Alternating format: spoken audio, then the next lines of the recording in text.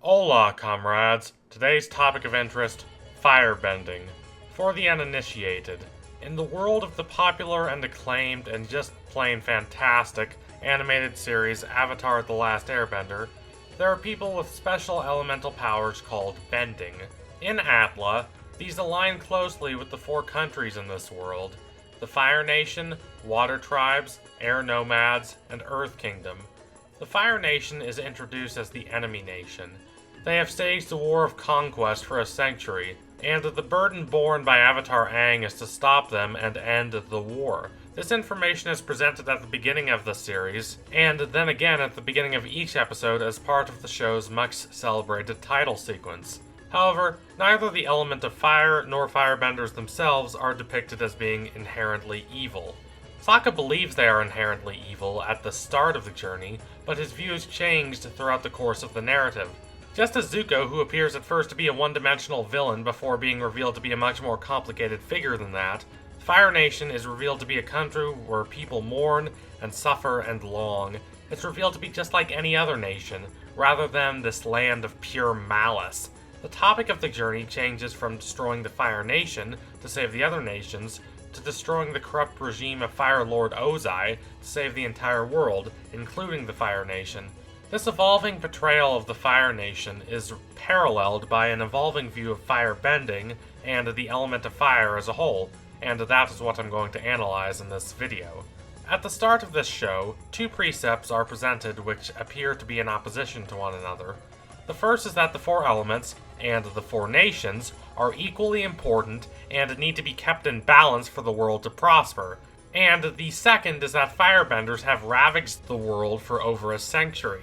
The question is prompted: if firebending is inherently dangerous, as is evidenced by the destructive trail of rampage left by the Fire Nation, then should it be considered equal to the other types of bending? Sokka does not merely rail against firebenders, he rails against the entire concept of firebending. Hey jerks!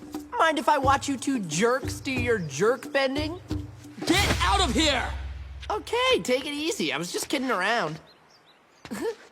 Jerk bending. Still got it. This would be comical and absurd if he were the only one, but he's not. In the Season 1 episode, The Deserter, Team Avatar meets a self-loathing firebending master named Zhong. His critique is much more substantial than Sokka's. Zhong initially refuses to train Aang because he has not mastered earth and water, which Zhong considers to be much less dangerous. He is eloquent in his criticism, and so his words remain the definitive statements on firebending until Season 3. Zhong believes firebending is inherently destructive, an idea Aang takes to heart when he burns Katara after growing arrogant in his firebending skills. Bending is presented as a gift. As early as episode 106, Imprisoned, Katara decries how Haru is forced to keep his gift, his earthbending, secret, reflecting her own dread of not being able to express and develop her talents at waterbending. This concept is analyzed, if only superficially, in Season 1 of The Legend of Korra, but it is subverted as early as The Deserter, in which Zhong views his bending as a curse and yearns to possess healing abilities like Katara. This episode does not contradict Zhong, and instead supports his thesis. At the episode's conclusion, the destructive power of firebending is demonstrated by Zhao destroying his fleet's ships in a fit of rage. Aside from Uncle Iroh, every firebender we encounter throughout the first two seasons, including Zhong, accepts that firebending is powered by rage and hatred. While firebenders are not the only antagonists, they are the most common and the most violent villains, from the arrogant Zhao to the psychotic Azula. Zhong's precept appears to be proven right throughout the course of the first two seasons. Aang cannot accept that. Regarding firebending as dangerous after his accident with Katara, he swears to never firebend again. This is directly against his duties as the Avatar, for the record. He needs to master the four elements. He needs to regard every element as important and work to keep them in balance. This he will never be able to accomplish so long as he regards firebending as inherently dangerous. Zhong was reluctant to train Aang, anticipating that the young boy would misuse fire. He bluntly refused to train Aang until Roku emerged and persuaded him. These suspicions proved to be well-founded, however, and after narrowly avoiding capture by Zhao, Zhong disappears, not to be seen again until the very end of the series. However, the truth is that Zhang would have never made a great firebending teacher for Aang. He is too afraid of his own bending. Katara and Toph, Aang's waterbending and earthbending teachers respectively, are proud of their elements and the ideas those elements represent, but Zhang is terrified. Enter Zuko. That Zuko would join Team Avatar at all would have seemed ridiculous to both them and him only months prior, but that is where Zuko's long journey of redemption takes him. After betraying Aang and his uncle at the end of Season 2, he finally has his father's approval, but he finds that it is not what he expected, leading to his explosion of emotions at the end of The Beach, and finally to his confronting his father during the eclipse in one of the most evocative, powerful scenes in the series. After the confrontation, he leaves to join Team Avatar, but they remember how horrible he was to them, and they do not allow him to join at first. Only after he proves that he is in fact redeemed do they reluctantly allow him to teach Aang firebending. However, a problem soon arises. Zuko cannot firebend anymore. Again, his idea of firebending is so tied up in rage that without his rage, he cannot bend. His firebending had grown powerful because of his seething hatred for the Avatar. Now that is gone. Team Avatar half-jokingly offers to make him angry again, but he rejects that idea out of principle. He does not want his firebending to be based on rage anymore. Rather than reveling in this idea like Azula, or lamenting it like Zhang, he rejects it entirely, and he embarks on a journey with Aang to find the original source of firebending. This takes an incredible amount of personal strength. He is rejecting over a century of dogma and looking for his own answers. He is more confident than he otherwise would be, because he knows his uncle's firebending is not powered by rage, and he has completed such an arduous moral transformation that he does not believe transforming his bending to fit his new morality is impossible. And he's right. Though he and Aang almost die in the trap set by the Sun Warriors, a Mayan-inspired civilization that practices firebending but is not aligned with the Fire Nation, they are eventually taken to meet the firebending masters. These masters are not people, but dragons who test Aang and Zuko. When the dragons breathe fire, Aang and Zuko believe they were judged to be unworthy, but the opposite is true. This is one of my favorite moments in the series.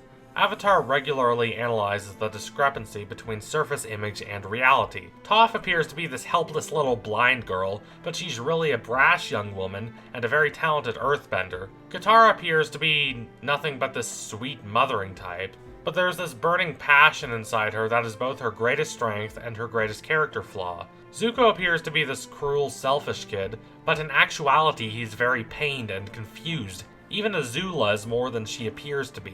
She appears to be nothing but this devilish extremist, but while she is that, she's also a paranoid 14-year-old who doesn't know how to relate to those around her. So it makes sense that Avatar would also skewer the image of firebending as this weapon of pure destruction.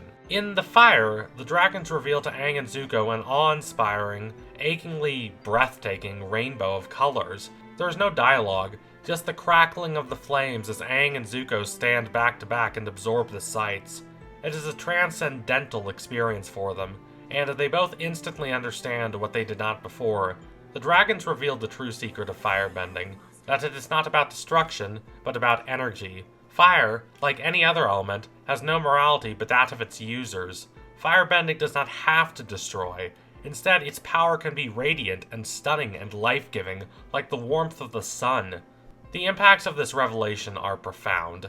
Firebending is therefore not inherently something to fear. Zhang was wrong. Its basic nature is not to destroy and consume everything in its path. It is merely light and heat.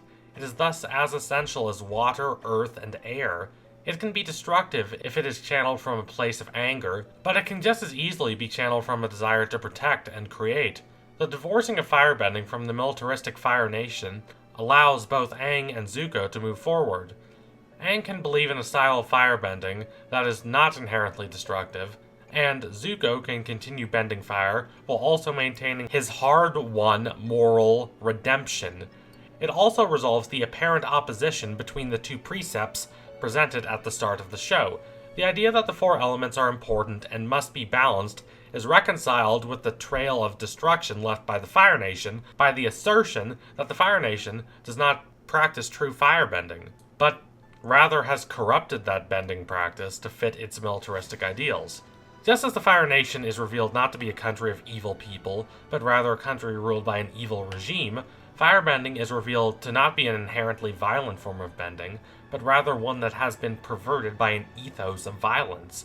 It's a perfect summation of the show's declaration to not merely accept superficial images and ideas, but to empathize and examine. Only then can one find the answers they seek. All this time, I thought firebending was destruction.